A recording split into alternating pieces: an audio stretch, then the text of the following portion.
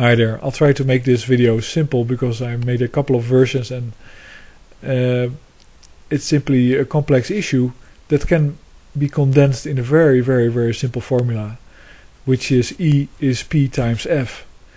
I made that up. It means that the energy available is equal to the population times a factor.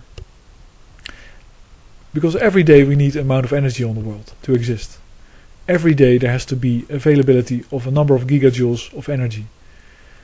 And every day that it doesn't happen, let's say if it varies or if it goes up and if it goes down, either people get in trouble or people get so relaxed that they'll make new offspring. And so the P is the number of people in the world, F is a factor, which is, I think, different from area to area around the world. Because in one area you have fertile ground and you only need a little bit of energy to put in your tractor and a little bit of fertilizer, and you can drive around and feed thousands of people. While in another other area, arid desert or something, you need energy to desalinate water, you need energy to make fertilizer, you need energy to transport all kinds of stuff to that area in order to live there, and it's really impossible. So there the F would be much smaller. Efficiency is also included in the F, in the factor. And the irony of efficiency is that it increases, let's say, the population. Because if energy is used more efficiently, then it can be used to sustain more people. And the problem with that is that these people that are still there, are using energy. Now if you look at this formula, it has all kinds of implications. I'm trying to cut them off and not talk about them here. Then you can simply see that in a world in which oil companies lie about the oil reserves, like everybody pretends that there's oil into eternity and there's no reason to go to alternative, and at least it's not profitable to do so, as Mr. Rupert reported, somebody said that it is simply the oil companies decided that okay, they might invest in alternative energy and they might try to build up capacity, but it's not going to be enough. So let's just go to the bottom of the barrel and then see what happens. In a world in which the public is captured by marketing and not aware of the realities, where everybody thinks that, or many people think that if they read a manual of a video camera, they know how a video camera works. Where basically skilled labor is something that's looked down upon. Education is made so expensive that it leads to a life of slavery, and then you still don't know anything. In that world, there's no let's say movement, there's no wiggle room to do anything with this formula. Even if you understand it, if you say, okay, well, yeah, so this is bad because, of course, energy is not limited at the moment because we can create money out of thin air, we can buy energy with it.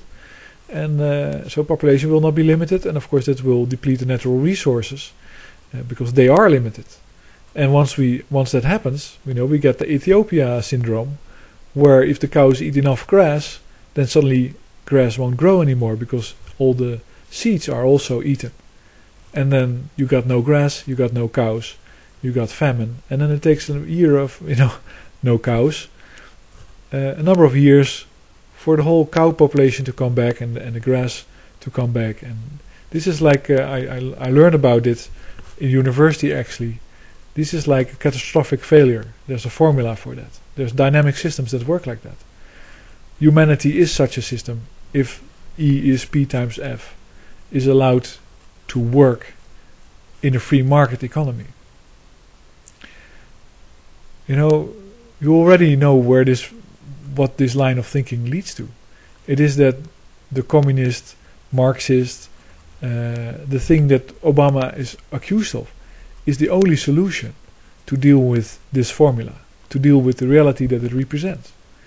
The only way to deal with the impact of it, which will be a disastrous reduction in population once E runs out, effectively, because of course oil is a largest part of our energy supply and coal. If you want to reduce the impact, you have to reduce its availability right now already, so that people prioritize towards the most necessary things. And how do you do that? Well, you restrict the credit, you restrict the money supply, and you cooperate with that. See, so there's you can say, well, you're Goldman Sachs, you're a banker, you're a bastard, I want to choke you and rip you apart because you're stealing from the people. But you can also say, thank you, you're psycho, you're just a moron, psychopath, you don't know what you're doing, just like the rest of all the Americans, but thank you very much, because you're exactly doing what we need to be doing, which is not making the money available to the Americans to spend on fuel and energy and products that also require energy to produce.